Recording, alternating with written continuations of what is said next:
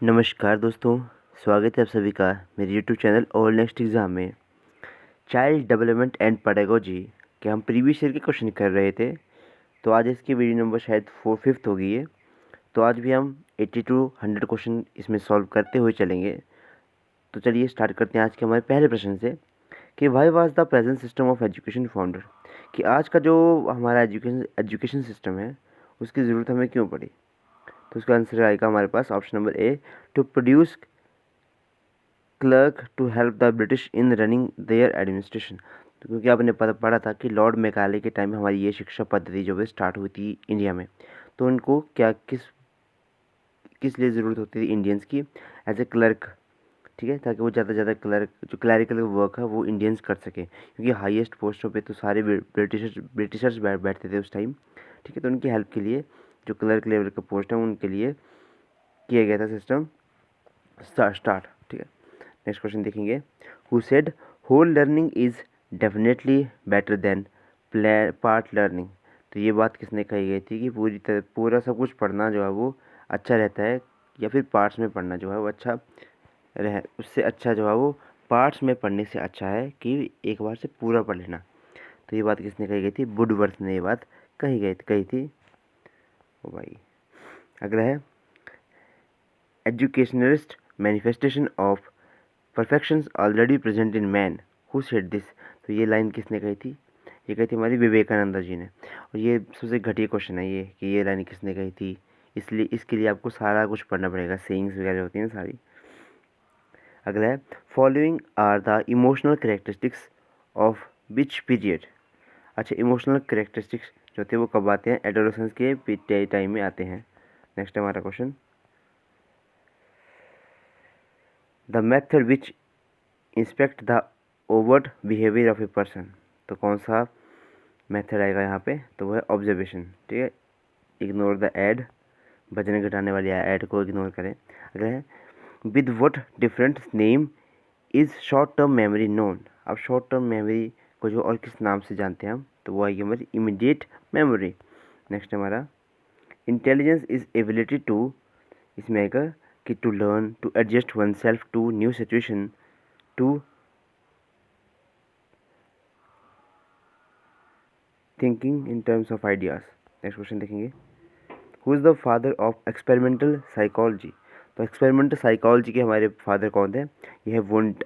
ये तो चलो क्वेश्चन याद हो गया, अब मैक्सिमम को हो गया होगा। अगला प्रश्न कि निम्नलिखित में से कौन सा मुख्य रूप से आनुवंशिकता संबंधी कारक है। अब आनुवंशिकता संबंधी कारक इनमें से कौन सा है, तो वह आंखों का रंग।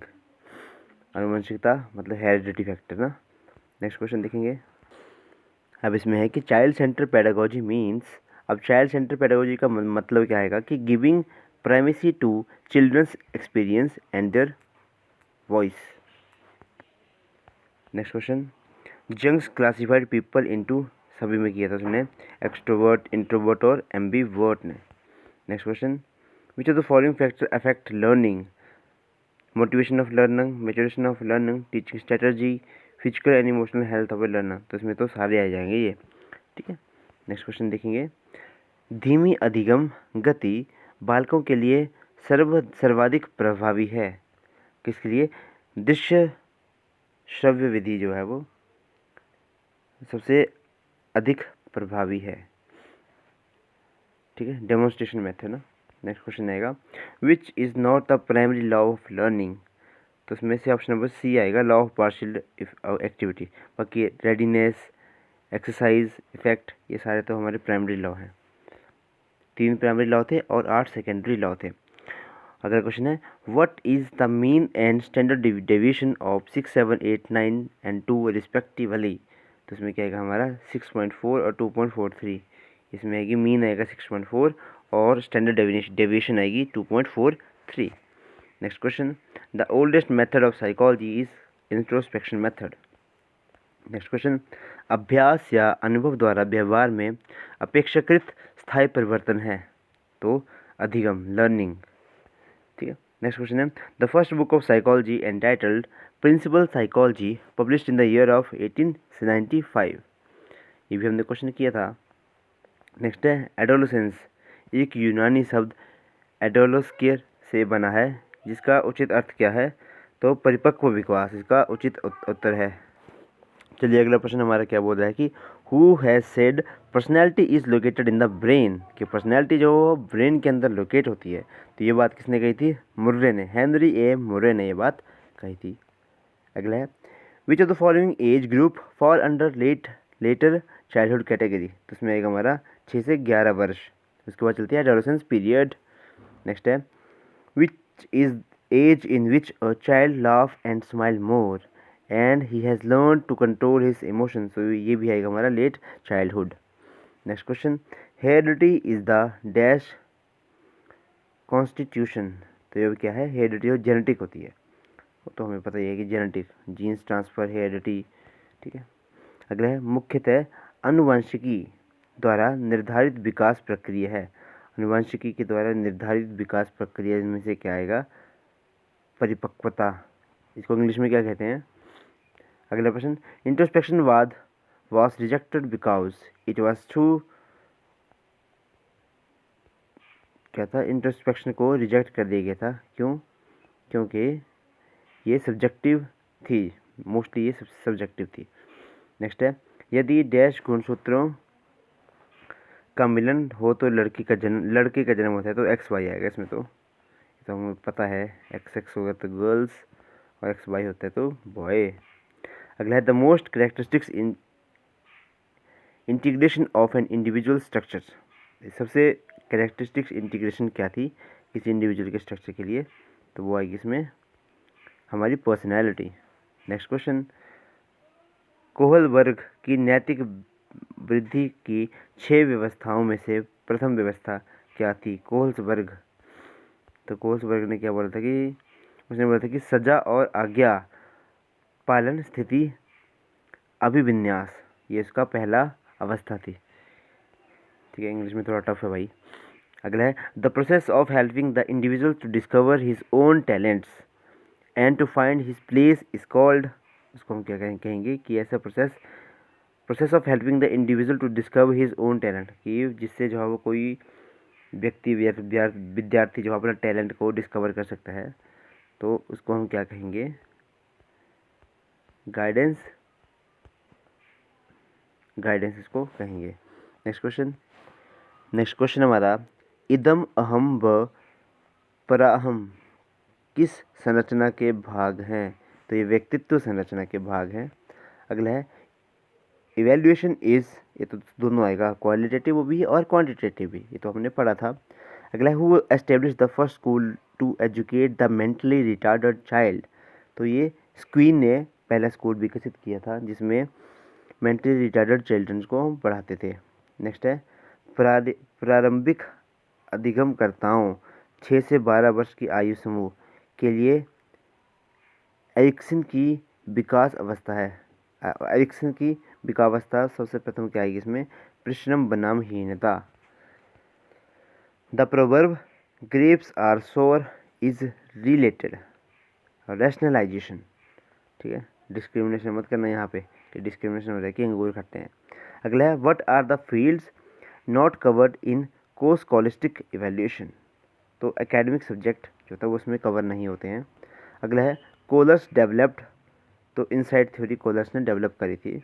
अगला है जो था Rorschach inkblot test consist of, इसमें क्या था कि 5 black white and 5 multicoloured cards. ये भी याद रखना भाई कि 5 उसके पास ब्लैक एंड वाइट कार्ड्स थे और 5 उसके पास मल्टी कलर कार्ड थे, उनका यूज़ करके उन्होंने ये थ्योरी दी थी। What kind of learning stems from observation of the consequences of an action. तो इसमें आएगा ऑपरेंट कंडीशनिंग। नेक्स्ट पौधे के भाग विषय के पढ़ने की सबसे प्रभावी पद्धति है। पौधे के भाग विषय को पढ़ने की सबसे प्रभावी पद्धति क्या है? तो इसमें क्या है कि एक पौधे को कक्षा में प्रदर्शित करना और विद्यार्थियों द्वारा इसके भागों का अवलोकन करना। कि अगर आपको पौधों के पार्ट्स ऑफ प्लांट्स पढ़ाने हैं तो एक प्लांट लेके आओ, उसको डेमोन्स्ट्रेट करो, ठीक है, उससे बच्चे ज़्यादा सीखता है। Next question who has central place in education according to child psychology. तो उसमें चाइल्ड को रखेंगे, जब चाइल्ड सेंटर साइकोलॉजी हो तो चाइल्ड को रखेंगे। अगला है humanist theory of personality is advocated by, तो ये थ्योरी जो थी वो मैस्लो के द्वारा दी गई थी। Next question, the place of school in the socialization of the child is after family. ठीक है, फैमिली के बाद जो स्कूल ये सब प्लेस होता है जहाँ पे थोड़ा सा सोशल होता है हमारा बच्चा। Next question, the concept of intelligence quotient IQ is given by, तो हमने करा था विलियम स्ट्रीम।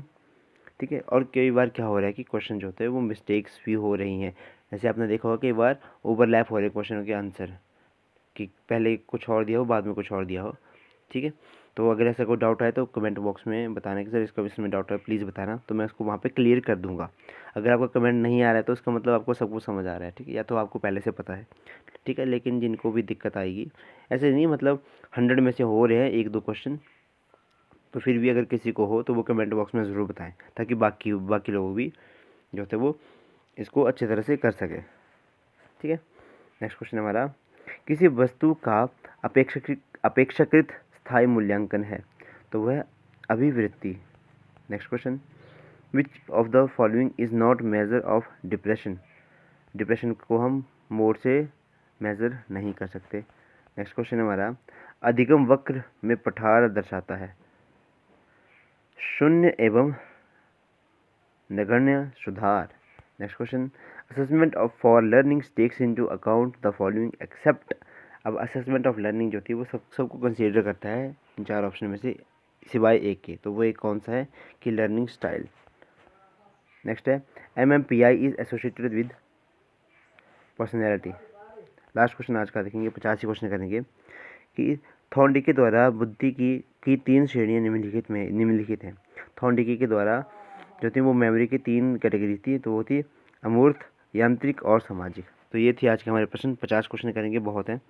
ठीक है, अपने दोस्तों के साथ जरूर शेयर करें। जो फर्स्ट टाइम देख रहे हैं वो प्लीज़ चैनल को सब्सक्राइब जरूर करें और बेल आइकन को प्रेस कर लें।